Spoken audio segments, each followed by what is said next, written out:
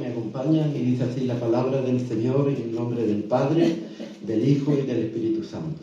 Por tanto, nosotros también, teniendo en derredor nuestra tan grande nube de testigos, despojémonos de todo peso y del pecado que nos asedia, y corramos con paciencia la carrera que tenemos por delante, puestos los ojos en Jesús, el autor y consumador de la fe, el cual por el gozo puesto delante de él sufrió la cruz, menospreciando el oprobio y se sentó a la diestra del trono de Dios. Considerad a aquel que sufrió tal contradicción de pecadores contra sí mismo, para que vuestro ánimo no se canse hasta desmayar, porque aún no habéis resistido hasta la sangre combatiendo contra el pecado. Hasta ahí la palabra del Señor. Podéis tomar asiento. Gloria a Dios.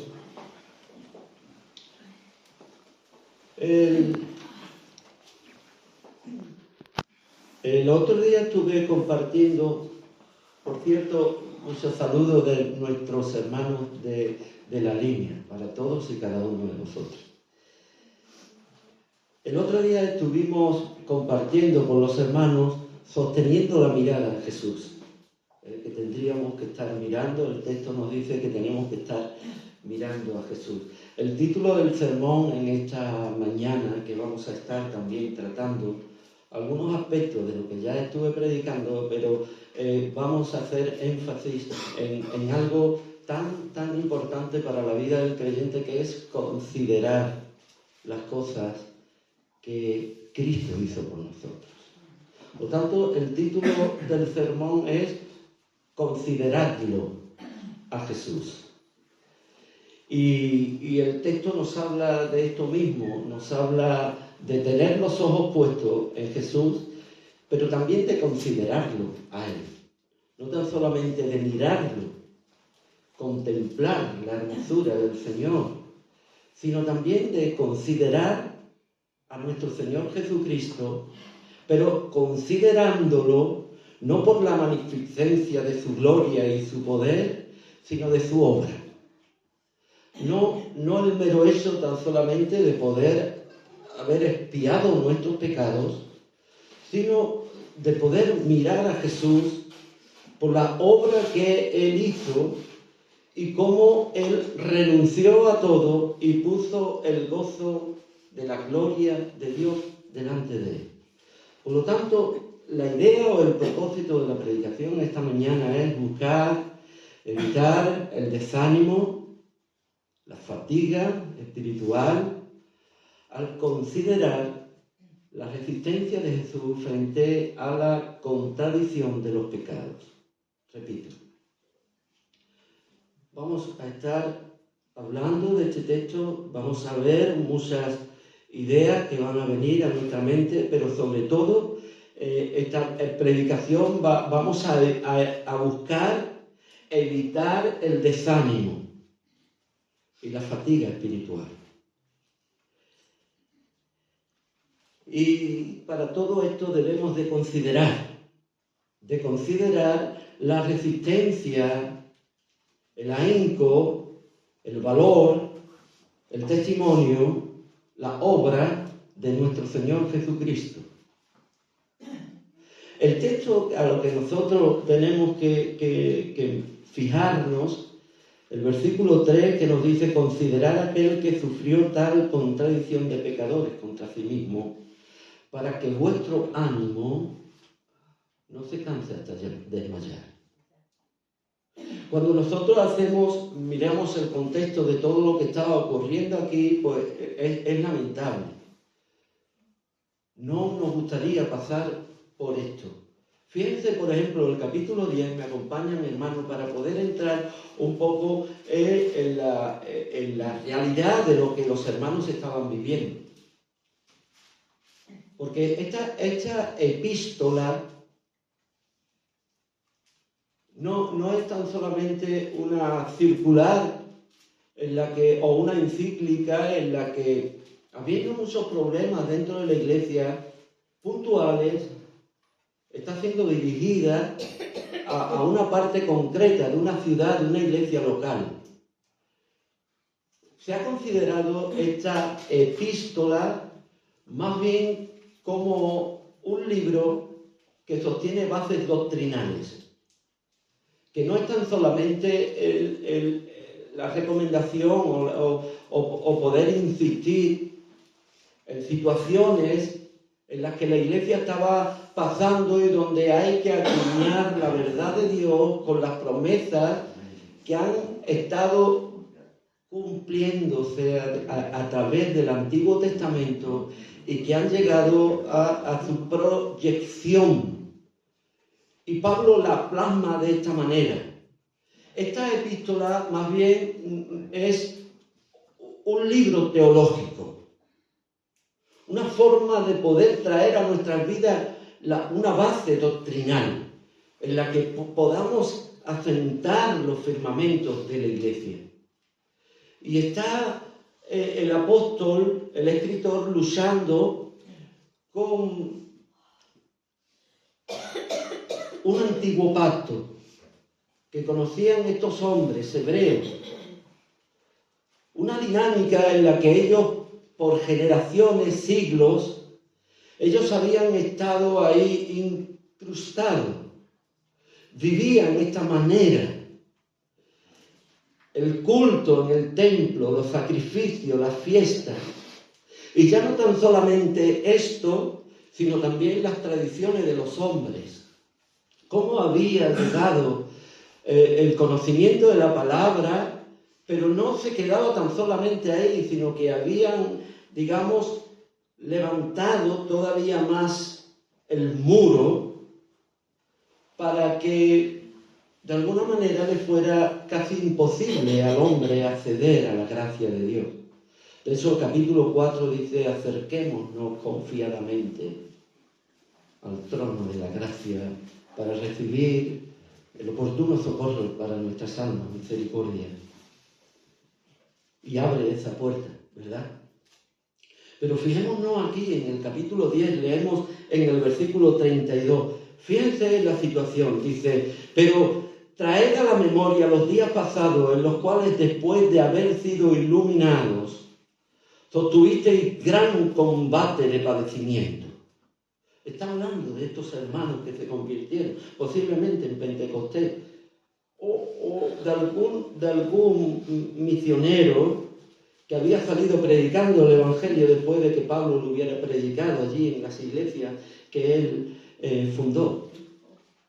Versículo 33. Por una parte, ciertamente con vituperios y tribulaciones fuisteis hechos espectáculo. Y esto nos habla, hermanos, de los que tuvieron que morir, incluso ser empalados, embadurnados con aceite y sirviendo en los palacios y los jardines de los césares para iluminar sus fiestas. Porque esto nos está hablando de un espectáculo. Y esto es lo que hacían los romanos con los cristianos. Matarlo era un espectáculo para ellos. Vemos los circos romanos, ¿no? Los coliseos que montaban, las burlas que se hacían. Vosotros vinisteis a hacer un espectáculo y por otra parte llegasteis a ser compañeros de los que estaban en una situación semejante.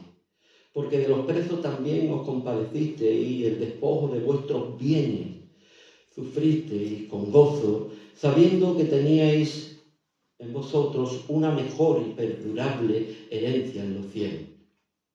Nos está hablando de estos hermanos. Estos hermanos fueron partícipes, llegaron a ellos a experimentar en sus propias carnes la persecución y todo lo que estaba ocurriendo.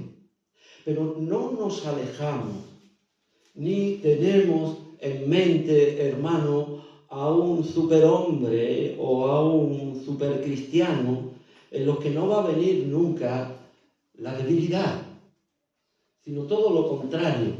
La batalla, la carrera, el combate trae cansancio y fatiga.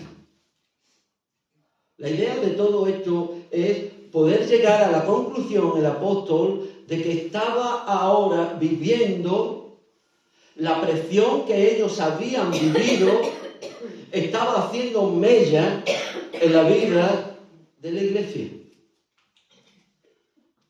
Esto mismo que estaban sufriendo ellos había traído un cansancio, una fatiga espiritual para poder seguir adelante batallando, incluso queriendo abandonar las filas. El escritor los lleva a poder considerar, a poder llevar sus vidas y no dejar de mirar a Jesús. Porque había muchas cosas. Piensen ustedes en Pedro, en ese momento tan significativo de Pedro, cuando está en la barca y el Señor le dice al Señor: si eres tú, dime que vaya a ti, Señor. Y el Señor lo llama y le dice: ven, yo soy Pedro. Y cuando Pedro empieza a andar, dice que desvió la vista del Señor mirando todo lo que acontecía allí, tanta tribulación, tantos vientos que azotaban, incluso llegaba el agua a entrar dentro de la barca y empezó a hundirse, y el Señor lo sacó, ¿verdad? Ellos vivían así, ellos habían dejado de mirar a Jesús, y el apóstol le hace, digamos, hincapié a una serie de recomendaciones. La iglesia en este tiempo no estamos exentos de esto mismo también, de tener que recibir recomendaciones a veces porque hay fatiga espiritual, hay cansancio. Y lo peor no es esto. Lo peor que todo esto puede traer, la fatiga y el cansancio, es que empecemos a ser asediados. Nos encontremos en una situación en la que nuestra vida esté expuesta de tal manera que nos pueda costar incluso la vida en el combate. Por eso, fíjense por un momento lo primero que recomienda el apóstol. Dice, versículo 1, capítulo 12. Por tanto, nos está hablando de lo que solemos llamar el salón de la fe, los héroes de la fe, aquello que desde Abel hasta el último profeta que fue sacrificada y su sangre derramada allí en el altar, Zacarías, fue un mártir, incluso estaba recordando a Esteban, o estaba recordando a Jacobo, el apóstol, el hermano de Juan, y a otros muchos mártires que fueron espectáculos. Entonces dice, por tanto, nosotros también teniendo en derredor nuestra tan grande nube de testigos, todos estos que dieron su vida, todos estos que fueron adelante, con sus propias vidas, luchando, todos estos inundaron todas las trincheras de la batalla. Todos estos se pusieron en primera línea y con sus cuerpos llenaron todas las trincheras de la gran lucha y de la gran batalla que nosotros tenemos que llevar adelante. De alguna manera esto nos hace y nos llama la atención para que nos fijemos en estos hombres que nos allanaron el terreno, para que no exista ninguna duda, ningún resentimiento de abandono, nada que pueda traer a nuestras vidas el querer o el desear bajar los brazos y rendirnos, sino que nos hace ver el entusiasmo con los que los hombres de Dios que entregaron sus vidas como mártires tienen que ser un ejemplo para nuestras vidas, para que nosotros podamos seguir adelante. Los que fueron traspasados, los que fueron antorchas en medio de los jardines de los romanos, los que fueron lanzados al pozo de los leones, aquellos que fueron llevados a la pira, todos estos que fueron sacrificados, son testigos. Y la palabra testigo aquí viene de la palabra mártir. Fueron mártires que dieron su vida por causa del Evangelio y de la obra de nuestro Señor Jesucristo para que la iglesia no se canse. Los tengan presentes. Y es por eso que dice que teniendo alrededor nuestra tan grande nube de testigos, despojémonos. Porque este era el gran problema, este es el gran problema de la fatiga que estaban pasando los hermanos.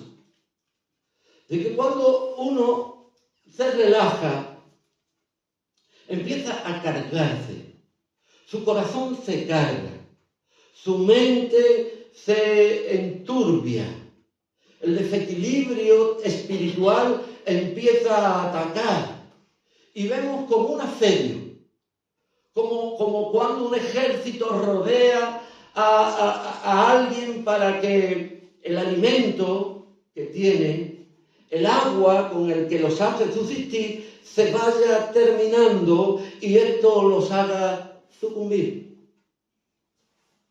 Entonces el pecado, aparte de ser una carga para poder seguir adelante, es la consecuencia del desánimo y la fatiga espiritual. Por eso el apóstol está mirando la situación en la que ellos están viviendo, porque no deja de ser realidad. No es ninguna alegoría, ni tampoco, hermano, es algo en lo que nosotros debemos de llevarlo a un imaginario de una fábula que no ocurrió, sino que este contexto en el que nosotros estamos en esta mañana hablando fue una realidad en la vida de los hermanos. Y vemos aquí la iglesia del Señor. Pero también, hermano, cuando vemos esto en la iglesia del Señor, hay siempre una palabra de ánimo. Una palabra en la que no nos deja desesperarnos, ni abandonarnos. El asedio y el pecado solo ha venido, hermano, para destruir la confianza que se pueda tener en la obra redentora de nuestro Señor Jesucristo.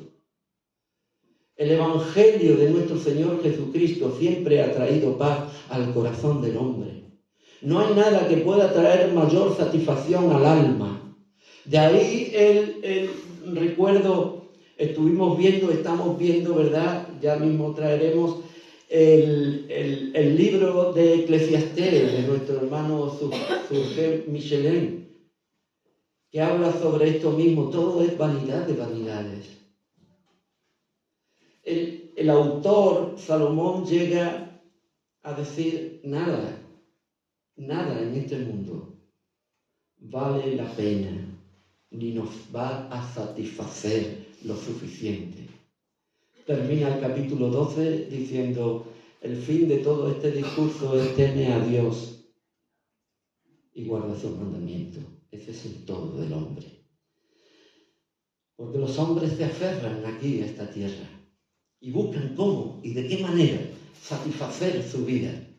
Y aquí no hay satisfacción ninguna. ¿Por qué? Porque están alejados de Jesús.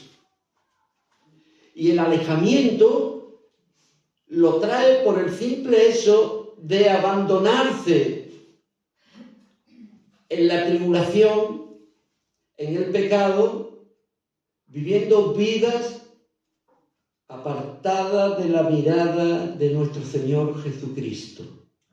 Y esto es lo que hace el diablo, que Dios nos reprenda. La iglesia, a través de toda la historia, ha sufrido este tipo de asedios, el peso del pecado que llevamos, nuestra naturaleza caída, lo que somos como individuos. Eso ha estado ahí, ha marcado y marca nuestras vidas. Todo esto tendrá su fin, evidentemente, cuando estemos con el Señor. Pero mientras tanto hay una lucha continua. Y aquí el apóstol lo que quiere es animar, y es lo que quiero yo en esta mañana, hermano. Animar a la iglesia. ¿Por qué? Porque ninguno de nosotros estamos exentos de esto. La iglesia del Señor hoy, y hasta que el Señor nos lleve, estaremos viviendo asedios, Estaremos viviendo desánimo, pruebas, conflictos. A lo mejor no tan solamente con los que nos rodean, sino con nosotros mismos. Quiero recordar, si no me corrijo, Señor, líbrame, dice el Salmo 51, de los pecados que me son ocultos. Y no tan solamente de los pecados que me son ocultos, libra a tu siervo también de la soberbia. Porque todo esto nos lleva a transformar nuestras vidas de una vida liberada por el poder, el sacrificio y la resurrección de nuestro Señor Jesucristo, a poder sentir el pecado y el peso que viene a nuestras vidas queriéndonos desanimar hasta tal punto que nos olvidemos totalmente de las cosas del Señor. Nuestro Señor Jesucristo, capítulo 10, Evangelio de Juan, hablando, yo soy el buen pastor. Pero nos insta a que también tenemos un enemigo, que solo ha venido para robar, para matar y para destruir. Pero la gran promesa y la gran seguridad que nosotros tenemos es que hemos sido tomados por Dios. Estamos en las manos del Señor. Que Jesús es nuestro pastor y que nada, nadie, jamás nos arrebatará de su mano. Entonces esto es lo que tenemos que tener. No tan solamente en mente, sino que nuestros ojos tienen que estar mirando a Jesús. No al agua que golpea la barca. No a la gran tempestad. Porque el peligro, hermano, no es que el Señor nos libre de una situación en la que vivamos apretados. El gran peligro con lo que toda la humanidad nos vamos a enfrentar es con la gran tormenta del juicio final. Y es ahí de lo que el Señor va a librar a su iglesia redimida por la sangre de Cristo. De la gran tormenta. Porque todos tenemos lucha. Todos tenemos pensamientos que igual no encajan en nuestra verdadera manera de vivir. Pero esta es la realidad. Por lo tanto, necesitamos animarnos, fortalecernos y ser enseñados por la gran doctrina que emerge de estos textos, para que nosotros no nos olvidemos que no haber sido por el Señor que hubiera ocurrido. Diga ahora Israel, a no haber sido por el Señor nos hubieran comido los hombres y hubiéramos sido arrastrados por torrentes de agua. Pero tú estuviste con nosotros y fuiste nuestra fortaleza, Señor. Así que cuando nosotros miramos al Señor, dice que lo primero que tenemos que hacer es mirar a los que han ido delante de nosotros. Y hay un imperativo ahí, despojémonos de todo peso y despojémonos del pecado que nos asedia. Y me supongo que el escritor estaría pensando en los grandes Juegos Olímpicos que había allí en Grecia. Sabéis que había una carrera que era una carrera en la que uno tenía que tener mucha paciencia y era correr el maratón. El maratón consiste en 42 kilómetros. Esto era la distancia que había desde el lugar de la batalla que tuvieron los griegos con los persas, ¿verdad? Y para decir la victoria de los griegos, un hombre fue corriendo 42 kilómetros y dio la noticia y luego cayó fulminado. Luego ahora son 42 kilómetros con 195 metros. Pero esto es otra historia, ¿verdad? ya la apuntaremos. Pero esta era la gran carrera. Y me imagino que esto es lo que tenía en mente el escritor. Hay una carrera y no es una carrera de 100 metros, ni tampoco es una carrera en la que nosotros podamos estar viendo que es algo que es fácil de hacer, sino que la carrera cuesta mucho trabajo. Y por eso recomienda que esta carrera se lleve con paciencia, que se sea, digamos, cauto, consecuente, y que nuestras conciencias puedan llegar a poder encajar lo que tenemos por delante. Que esto no es un pase de calle, ni tampoco es algo en lo que poder vivir de la renta, sino que esto es algo que va en progresión, está siendo proyectado y es amplia, es larga. A veces se quiere vivir de la renta, pero cuidado.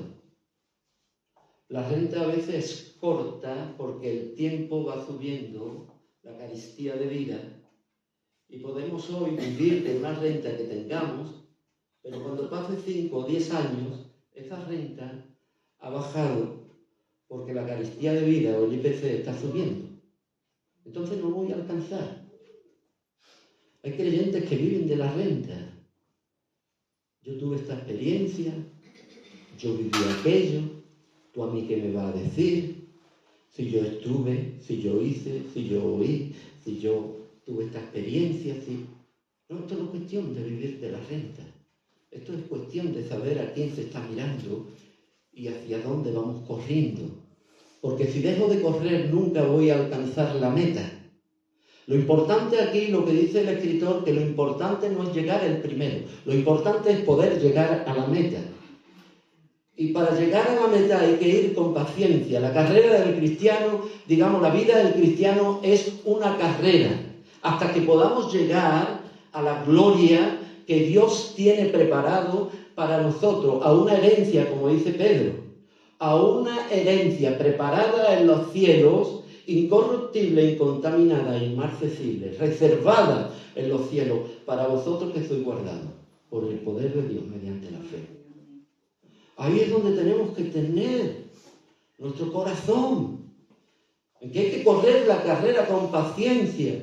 Lo que yo haya vivido en el pasado me sirve como experiencia, pero no es algo que a mí me tenga que traer la posesión absoluta de la verdad en la que yo tenga que estar viviendo y no ocupándome de estar buscando la fortaleza en aquel que verdaderamente trae a nuestras vidas la fuerza que es Jesucristo. Entonces a esto nos llama. Hay que correr sin prisa, pero sin pausa.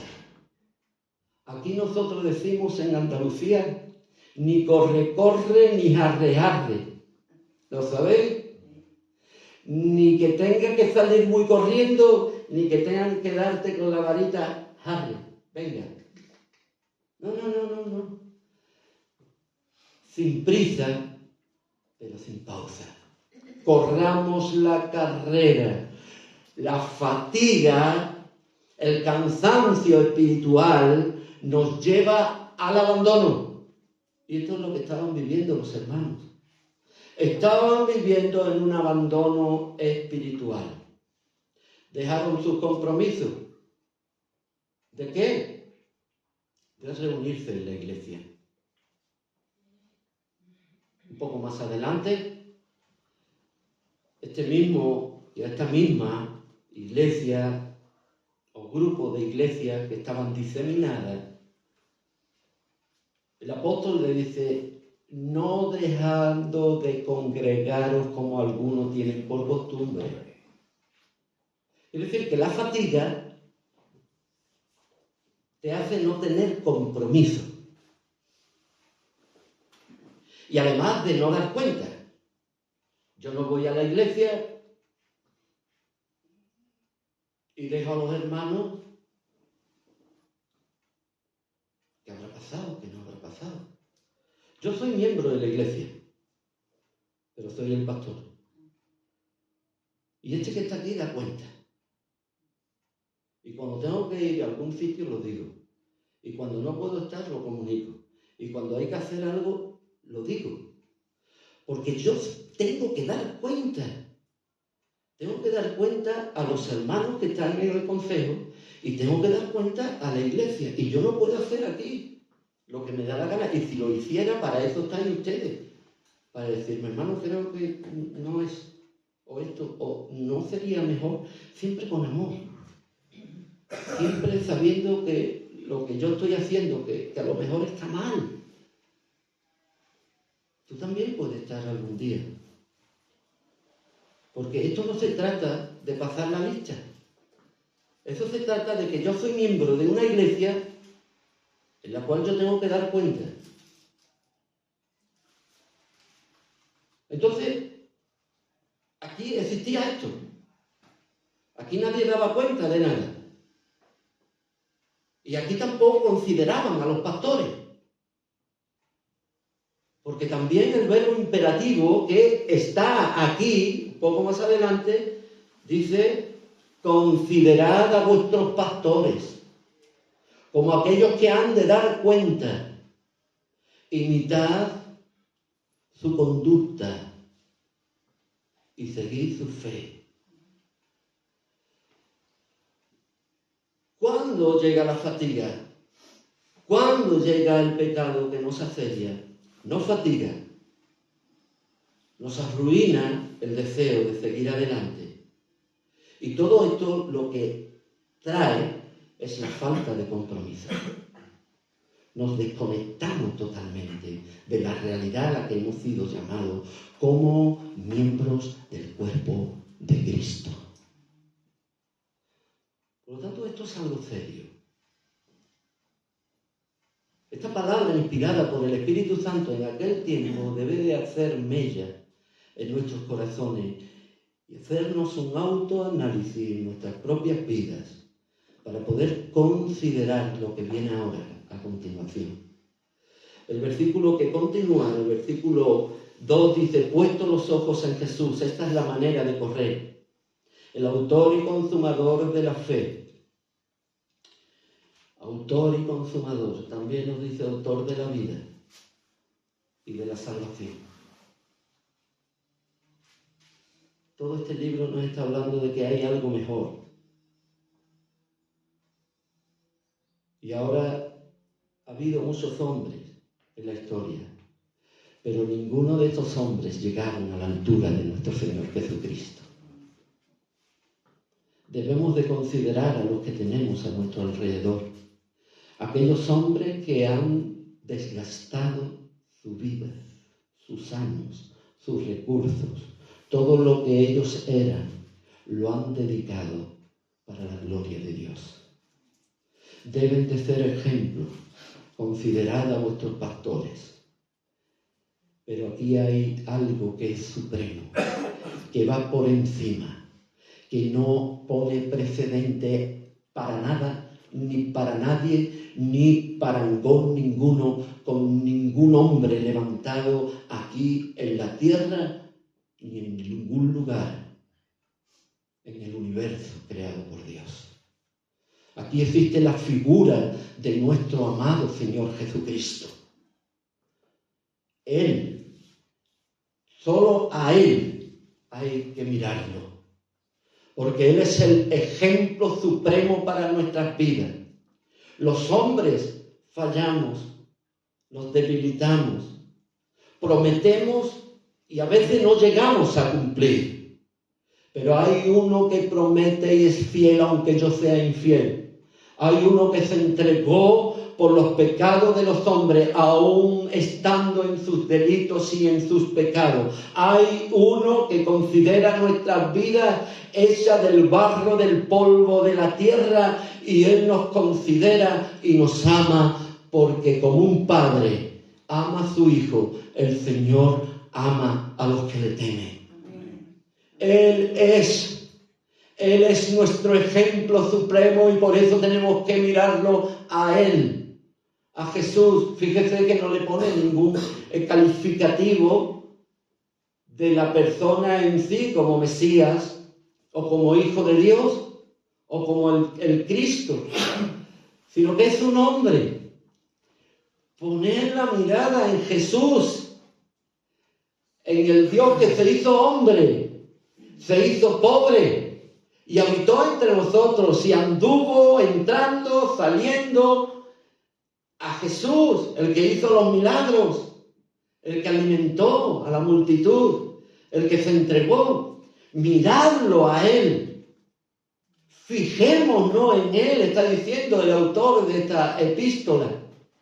Ponga sus ojos, porque si pone los ojos en un hombre, si pone los ojos en su pastor que falla, que tiene una naturaleza caída, no va a poder levantarse. Si pone los ojos en cualquier denominación, sea cualquiera, vamos a desfallecer porque a veces no van a hacer lo que yo deseo. Lo que se hace en esta iglesia no se hace en esta. Hoy pues se debería de hacer. Hoy no, pues vamos a ir a aquella. Y así hay un trasiego de esto, de aquello, de lo otro. Y esto es un gran caos. Porque estamos poniendo nuestros ojos en lo que se está haciendo en ese tipo de denominaciones o en ese tipo de personas. Sin embargo, el apóstol dice, los ojos en Jesús, Él nunca va a fallar. ¿Podemos recomendar? Por supuesto. ¿Podemos comentar? Claro. Estoy en mi obligación de llevar quejas, sugerencias, ideas. Puedo exponer libremente porque somos libres delante del Señor de poder exponer ideas. En el buen sentido de compartirla y poder ver de qué y de qué forma podemos llegar. Pero los ojos en Jesús, mirándolo a Él. Sepa que yo le puedo fallar. Es horrible cuando me entero de siervos de Dios que han caído. Es horrible, para mí es un gran dolor. No se puede imaginar cuando un siervo de Dios cae y es destrozado y la iglesia es diseccionada, desmembrada. Es un sufrimiento para el alma de los siervos. Y hay que restaurar esa vida, hay que tratarla con misericordia, con mucha prudencia, para no caer en el fanatismo.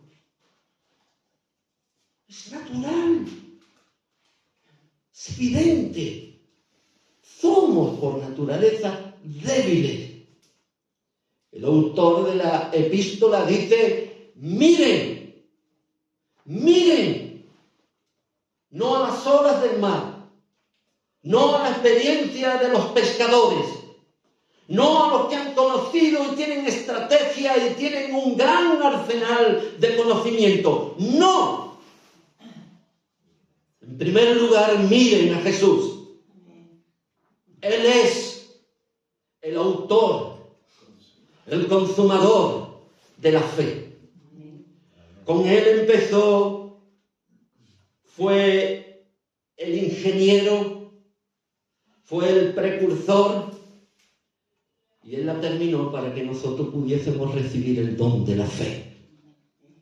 Porque nosotros no tenemos nada que no hayamos recibido. Y si lo hemos recibido, ¿por qué te glorias?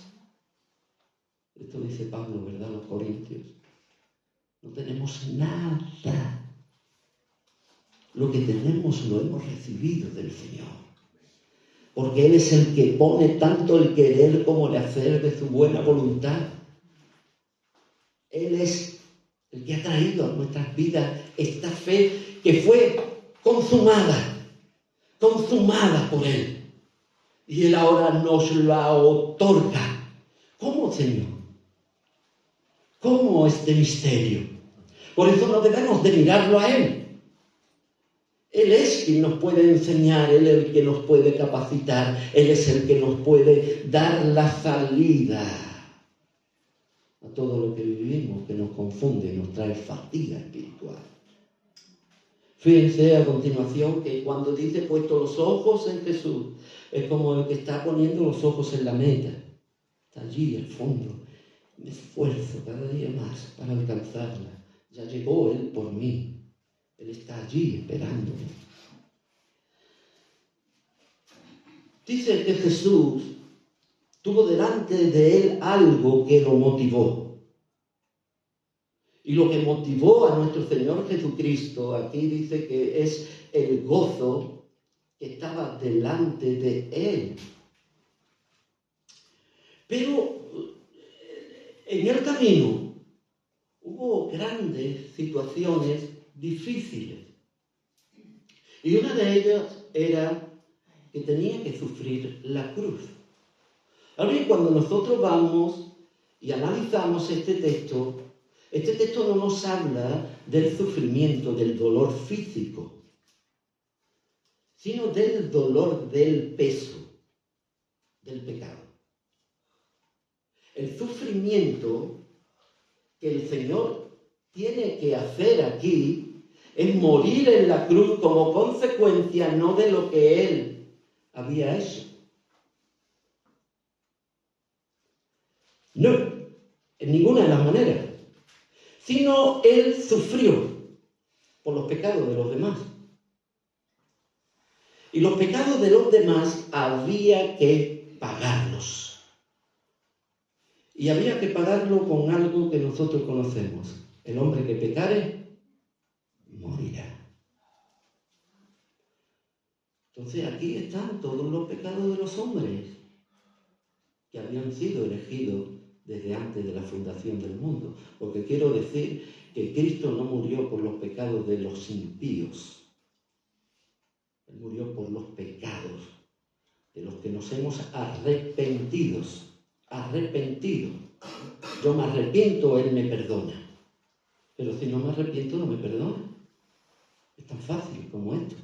Esto no tiene que traer ninguna confusión, ni tampoco llevarnos a un extremo de decir, Cristo murió por los pecados, pero por los pecados que se arrepintieron. ¿Entiende usted el texto que dice, y habiendo pasado Dios por alto los pecados de la humanidad? Sí, claro, porque en aquel momento, en Génesis capítulo 3, hubiera aniquilado al hombre.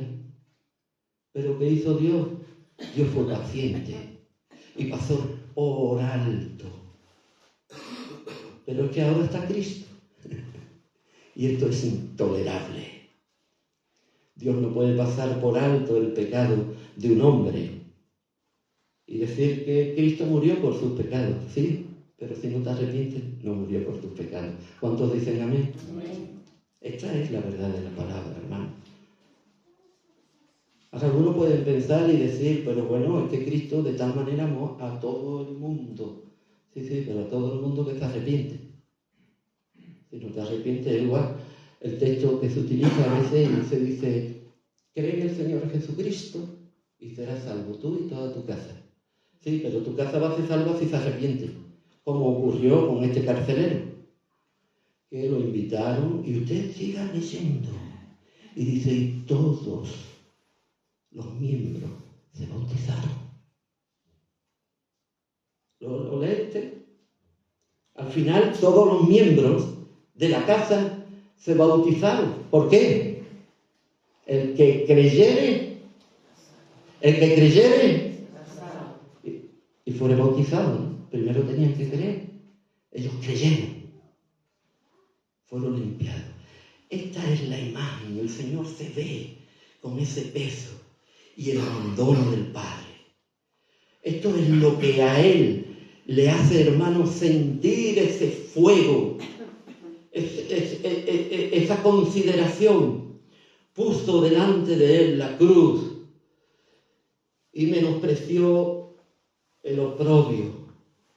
Todo esto no tenía peso alguno, ni lo traía, hermano, para poderlo a Él estorbar para ir adelante, sino que Él fijó sus ojos sabiendo que realmente esto le iba a traer un gran beneficio. una gran cosecha. Gloria a Dios. Mi pregunta es, yo estoy valorando el resultado final de a veces la negación de tomar mi cruz y menospreciar el oprobio. Estoy yo teniendo la satisfacción en la balanza y el sufrimiento de la cruz y el menosprecio al oprobio, y le estoy dando el valor necesario. ¿Qué es lo que significa esto? Si nos vamos, por ejemplo, al siervo sufriente que se encuentra en el capítulo 53 de Isaías, este texto lo tenemos memorizado, pero lo leo por no equivocarme. El versículo 10, hablando del siervo sufriente de nuestro Señor Jesucristo, que cargó todos sus pecados y los míos, dice, con todo eso Jehová quiso quebrantarlo. Él, sujetándolo a padecimiento. ¿Vemos el texto de Hebreos? Él sufrió la cruz, pero nadie lo puso en la cruz. Esta era la voluntad de Dios, lo dice el libro de Hechos. Él fue atado al sufrimiento y a padecimiento. Cuando haya puesto su vida en expiación por el pecado, verá el linaje, vivirá por largos días, y la voluntad de Jehová será en su mano prosperada. ¿No es maravilloso? ¿Dónde estaba mirando? ¿Al castigo? ¿A lo que estaba ocurriendo en su vida? Versículo 11, verá el fruto de la aflicción de su alma. Estoy yo valorando, la iglesia está valorando, estaba ahí valorando la iglesia. Los hebreos estaban valorando el final del fruto de la muerte de Cristo, o estaban entretenidos en lo que les faltaba,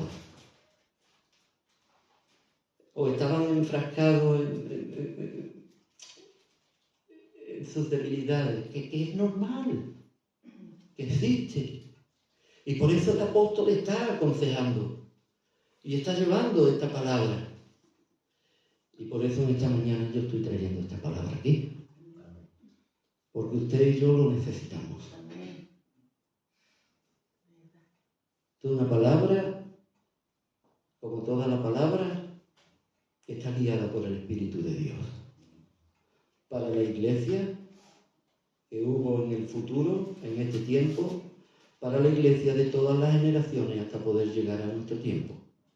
Necesitamos poner nuestros ojos en el fruto que trajo todo el padecimiento. La abnegación, la humildad, el abandonar nuestras vidas, mirando al Señor, su testimonio, y quitando todo lo que nos hace ser una carga para poder ir adelante. La buena comunión con los hermanos, el pasar por alto las faltas, el no enfrascarme jamás, nunca, por favor no siga por ahí.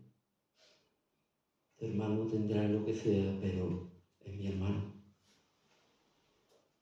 Este hermano, igual que tú y yo, es débil y necesita aprender. Y si no aprende por lo que yo le enseñe, aprenderá cuando lo coja el Señor. Pero no deja de ser mi hermano. Y no voy a hablar y no te voy a consentir que me siga hablando mal de mi hermano. Debilita. Y entramos en ese círculo. ¿Por qué? Porque no tenemos los ojos puestos en Jesús. Y esto, hermano, es esto debería de pisar la cabeza al diablo.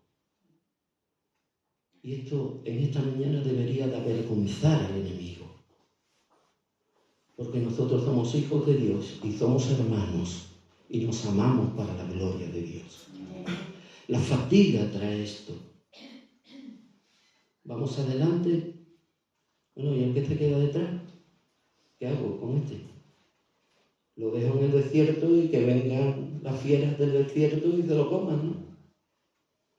Cuando se levantaba la columna o la nube, el tabernáculo se recogía y todos, absolutamente todos, caminaban. Nadie se quedaba detrás. Todos caminaban al son de la bocina y mirando a la nube, a la gloria de Dios. Quiero terminar, hermano. Sé que tenemos comunión, ¿eh?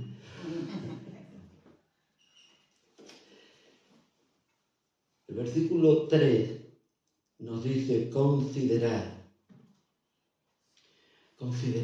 a Él, considerar a aquel que sufrió tal contradicción de pecadores contra sí mismo. Conocemos, hermanos, no somos faltos de conocimiento, conocemos lo que el Señor sufrió y padeció, pero ¿sabéis cuántos demonios? ¿Sabéis cómo el mismo diablo, allí en el desierto queriendo, y en otras ocasiones que veo en la palabra, que el enemigo estuvo ahí obrando con sus demonios, en el monte de Getsemaní, como el mismo enemigo quería enfrentarlo y haciéndole dudar? Fue una contradicción para él.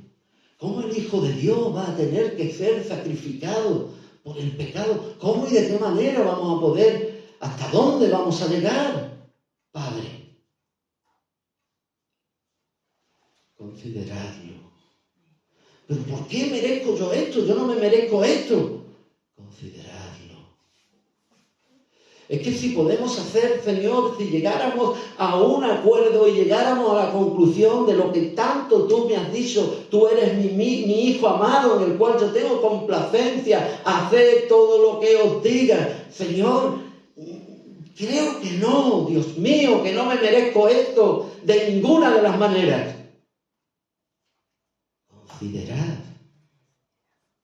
Consideradlo a Él. Consideradlo a Él. Implica una reflexión profunda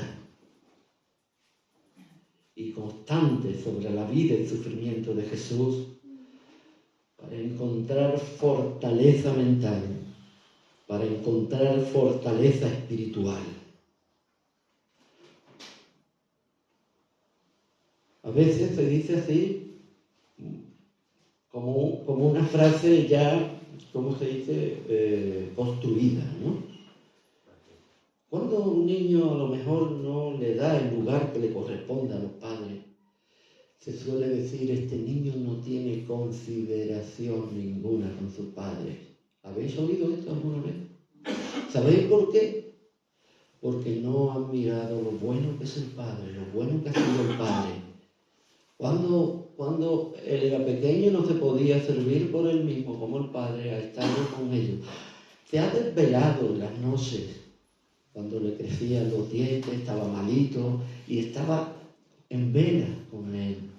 Estaba cuidándolo cuando se enfermó y lo llevaba al hospital y se quedaba por las noches allí.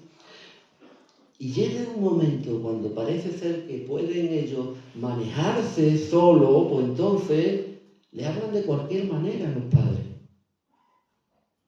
Se hacen emperadores en las casas, echan a los padres de las casas. Le hablan como le hablan a un amigo, a un colega, permítame la expresión tan vulgar. Os lo digo porque a mí me ha pasado. Yo primero soy tu padre, soy tu amigo, pero soy tu padre. Y tú me tienes que hablar con respeto. Considérame. Y no considera. El apóstol está diciendo, considera, reflexiona. ¿Qué hizo Jesús? Pues fíjense, sufrió una contradicción de pecadores a sí mismo para que vuestro ánimo, y esta es, el ánimo viene del Señor. El ánimo viene porque si Él no hubiera resistido y hubiera pasado por esos sufrimientos, nosotros no podríamos ser animados. Jamás. Por eso todo lo que tenemos, lo tenemos de parte del Señor. Tan sencillo como esto. No se cansen hasta desmayar, porque este es el final de lo que quiere el diablo, que Dios lo reprenda. Que desmayemos, que no podamos ni seguir adelante, nos quedemos en la carrera, nos caigamos. Entonces vienen los de la camilla, nos meten y nos descalifican y nos sacan. Esto es lo que está apuntando el escritor a una persona que va y ¡bum! Por no haber corrido bien. Eso te pasa por no haber calculado, por no haber visto, por no... Todo esto está aquí metido. Y el versículo 4, porque aún no habéis resistido hasta la sangre. Y aquí hay un reto. El reto que pone nuestro Señor Jesucristo no es que nosotros tengamos que morir, sino que miremos y sigamos considerando al que sí resistió hasta la sangre, que es Cristo. Hubo muchos, capítulo 11, pero estos resistieron hasta la sangre, pero ellos no combatieron el pecado. Ellos murieron por la causa, pero ellos no combatieron el pecado. El único que combatió el pecado fue nuestro Señor Jesucristo. Esta es la gran diferencia de los que han entregado su vida por el Evangelio y de aquel que tenemos que seguir considerando, que entregó su sangre, pero por la causa del pecado.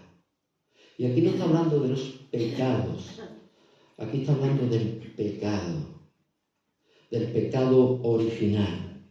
Aquí está hablando de la persona de nuestro Señor Jesucristo, que Él resistió.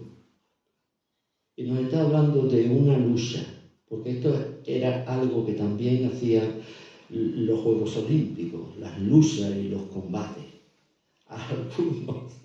Algunos le hacían un amago y decía, y se iba, se atemorizaba.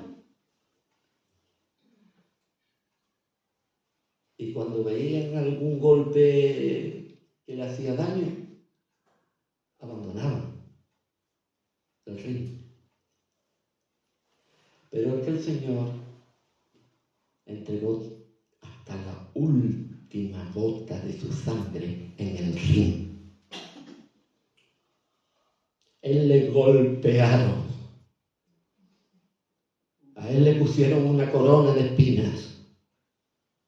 Lo flagelaron, le insultaron, lo clavaron en la cruz, le lanzaron con una lanza al costado y derramó toda y hasta la última gota de sangre y combatió continuamente, no abandonó el ring hasta que no venza el pecado y lo venció para la gloria de Dios. Amén. Y es por eso, hermano, la batalla es real. La batalla no es ficticia, hermano. El pecado nos asedia. El pecado nos debilita. El pecado nos hunde. Nos desanima totalmente. Por eso tenemos que mirar a Jesús. Porque Él únicamente fue el que cumplió con todo lo necesario. Anclémonos, hermano, en la certeza de la palabra de Dios, de la palabra predicada en esta mañana. ¿Por qué? porque la victoria sobre el pecado fue vencida por nuestro Señor Jesucristo. Piense cuando esté luchando que hubo alguien que venció por usted. Él es Jesús. Y pregúntele a Él. Hable con Él. Comparta su corazón con Él. Entre en el lugar secreto.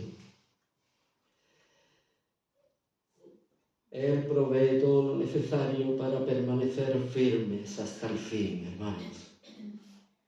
Él es el que está esperándonos y decirnos, bien y ven, buen siervo, sobre lo poco fuiste fiel. Él pide poco, sobre lo mucho te pondré. Pasa el reposo de tu Señor. Que Dios bendiga su palabra, hermanos. Nos ponemos de